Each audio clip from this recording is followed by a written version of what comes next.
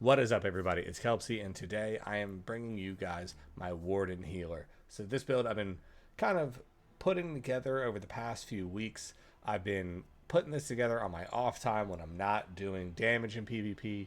So this is just something that I've been using on my off time, and I've been having a lot of fun with it and a lot of success with it. I'm usually hitting around 700k to a mil healing in each battlegrounds, and it's not like a drawn out one. It's a fairly short one. Uh, in Cyrodiil, I'm having really good luck just in the thick of the fight, and I just think it's been really fun. And this is a fun healer that's not your just run of the mill average same one Mara's Balm, spell power cure, same rigmarole. So let me show you guys what it is. See if you like it. First things first, I am running a Dark Elf. You don't need to run a Dark Elf for this build. Race isn't going to do you much good. Of course, Argonians are always bis when it comes to healers, but I wouldn't recommend doing a specific race for this. It's a PvP healer. They're fun, but I wouldn't go too overboard with it. So Dark Elf for me has been working just fine. I am running the Ritual Boon with Bewitched Sugar Skulls food. Sugar Skulls are just cheap, easy PvP food that I like using. As you can see, I am using all 64 Magicka, and I'm breaking my usual rule of staying above 32k health. But, as you know, with the Warden, with one of our passives, when we heal ourselves and we cast a heal, we get a buff, and that buff is going to keep us above the 32,000 mark, and we're going to keep that buff on us pretty much the entire time when we're fighting anyways, so we will be above that mark. Now, for the skills. For our skills on our front bar, I am running Healing Springs, Corrupting Pollen, Radiating Regeneration, Overflowing Altar, Deceptive Predator, and then Enchanted Forest. Now, this is just a big AoE. You just throw it down. It does a lot of healing, and this is going to help us just keep everyone with a constant heal tick. Just like this is a fast cast heal. It just hits everyone, including yourself, does 11,700 heal over 10 seconds. So it's not a crazy huge heal, but it is helpful. Now, Corrupting Pollen, you don't have to run Corrupting Pollen, but I like running it because this isn't just a heal. It's also going to help damage the enemy. So when you cast it, it heals you and allies in the area for just about 12k. And then someone can synergize it for another 10k over 5 seconds. So that paired with the other stuff that's going to be running, it's going to be doing good. But the big thing is that enemies who enter the field are afflicted with major defile and minor cowardice, reducing their healing received and damage shield by 12% and their weapon and spell damage by 215. If you are fighting a ball group, if you are fighting just that one 1vx tanky boy that keeps looping a rock or looping a tree, you cast this around the tree so they're staying in it, you're going to watch how much this actually damages them. And it is a fantastic add to group play, to big groups. If you're playing in Grey Host, I like using this on guys that are sieging doors, just big groups. And that's why I like it so much, because a lot of times melee is one of the it's king of PvP. People love doing melee. So this is going to help out the people up close, and it's also going to damage the people that you're fighting against. And that's why I use Corrupting Pollen personally. Of course, the other morph will do better healing. I like the fact that this also damages them. Now, Overflowing Altar, this is just a massive heal for not a lot of health. And all of this whole build, we're going to keep healing ourselves continuously anyways. So you won't even notice the little bit of health that this costs. And then it applies lifesteal to enemies in the area. And someone can activate it for 65% of their max health. So it's just a massive get out of jail free heal. It's good. I like to lay it down while we're in a big fight, especially if we're like in a small area, like at a front door, in a keep, in a battleground. Like it always gets used. You can see somebody synergize it, and it's cheap and easy to use. And then Deceptive Predator, we're running this one and not the damage morph, because we're not really doing damage on this build. We're focused solely on heals, and this gives us major expedition to keep up with our teammates, gives us snare immunity, and when it's slaughtered we have minor evasion, so We don't take as much damage from AoE attacks, which is super helpful in Cyrodiil because, as you know, between sieges like meat bags and fires and alts laid on the ground and caltrops, having minor evasion is very nice. And then, of course, Enchanted Forest, because this is a massive heal. It doesn't cost a lot of ultimate to cast, only 90 ultimate, so we're casting this a lot. And it's just a big, good heal for your whole team. Now for our back bar. Our back bar, I am running Ice Fortress, Polar Wind, Lotus Blossom, Blue Betty, Nature's Grasp, and then Northern Storm. So, Nature's Grasp is not required. I'm running Nature's Grasp just as a flex spot option. You can definitely run a variation of Living Vines, but I only really use Nature's Grasp to grab on to someone if they're running away and I want to catch up to them, or to jump up and down on the wall, or, I'm using it for mobility. So it's completely flex spot. You can use whatever you want here, but that's what I'm using here. You'll see in clips, or if you're playing with me, that I also like to run Siege Shield. I like to run Revealing Flare. I've got a lot of different things I like to use, but I was just in a battleground, so I took most of those off because I knew that I wasn't using them at that time. So that's what we've got right there. Blue Betty, of course. This is going to give us magic back. It's going to remove negative effects. It's fantastic.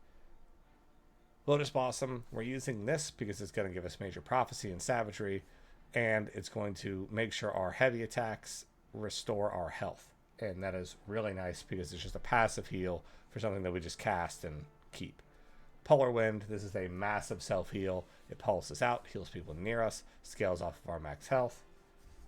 I love it. It's one of my favorite heals in the game. Ice Fortress. Ice Fortress, you cast this and you get Major Resolve and Minor Protection. Done. And if you don't want to run that and you run Blinding Flare, now you have Major Protection and Minor Protection. You're substantially beefier. And if you're looking at this post Update 43, when Winter's Balance, I think Piercing Cold will be changed. We will be taking less damage once we're above 30,000 health, so we will be a little bit beefier on that. And since we're not really focusing on doing damage rather than soaking up damage and then healing, that helps a lot. So, and of course, again, that's a flex spot, so you could also run Shimmering Shield. I have that for the heroism, but you could also do the other morph that reflects. It's a complete open spot. Do what you want. And then I'm using Northern Storm as an ultimate. Now, with Northern Storm, you gain Major Protection, which makes the passive from this completely null and void. So that's why I wasn't running it at the moment. So I run things like Sea Shield or things in there. Or, again, Nature's Grasp for mobility. Or even Frozen Gate if you're feeling groggy. That's just very expensive. All right, so those are the skills. For our champion points, I am running Ironclad, Duelist Rebuff, Soothing Tide, Focus Mending. I am running 2 survivability, 2 healing, and then I'm running Boundless Vitality, Rejuvenation, Slippery, and Survival Instincts. Now, Rejuvenation, you don't have to run that. You can definitely swap that out with something like Sustained by Suffering. You could swap it out with quite a few different options here, but I like that one strictly because we're using a lot of resources, so having as much recovery as we can helps out. All right, now on to what everyone cares about, the sets. So with sets for the monster set, I am running Infernos, and this isn't hard required. I was playing around with Symphony of Blades, asking my teammates in Cyrodiil and in Battlegrounds that they liked it, and most of the time I got people telling me that they liked the Infernos set better. I'm running a Tri-Stat Enchant on this with Divines, and this just gives our ally 4,200 health for 1.1 seconds when they're overhealed and healing, and also us too, us or an ally. And then also Minor Vitality, so they're receiving more heals by 6%, and their damage shield's better by 6%. So It's helpful for the team tremendously as long as you keep a DOT heal on them, and that's what this build's all about, so it works out really well. Now for our main body armor set, we are running the set of redistribution. This is a crafted set that comes out of Imperial City. It's a 7 trait, so it's not too hard to make, and basically it makes us beefy because it's heavy. I have it in heavy, and when you overheal yourself, you heal a group member within 15 meters for 2200 health, and that can happen once every second. So when we have a polar winds, we're healing for us and an ally with winter winds, instantly healing for 12,000. Well, just, or let's say 11,000. An additional 2,800 every 2 seconds. So it's 2,800 every 2 seconds. So it's 1,400 every second. And then add in this constantly proccing another 2,200 every second. And that's not counting all of our other DOT heals. This just makes healing super fucking simple. It just continuously pings and hits, and you can just watch it. It's a little ball of light that just shoots off your chest and hits our teammates. It's so simple. It's passive heals. It makes PvP healing so much fucking easier, because as long as you're alive, you're gonna have a DOT heal on yourself, and as long as that's going, you're also healing on top of that. Now, for our second set, we are running Almalexias. Now, I'm running Almalexias because it makes us a little bit beefier again, and when you take damage, you heal yourself, you heal you and your group members within 7 meters of you for 4,800 health over 3 seconds, and that can happen every 3 seconds. So, when we're in a fight and we run into an AoE and we are just, PvPing, this starts healing us for about 1,600 health a second. Whatever DOT's heals we're casting is healing. This is also casting out heals. So we have 2 separate sets that are helping heal our teammates. And it doesn't say they have to be healed either. You can be near a 100 full health teammate, and it will start just pinging heals off of them, which will then proc this. So the whole armor sets are all working in tandem to not just heal passively, but also overheal passively, to then also make them get healed better and have more armor.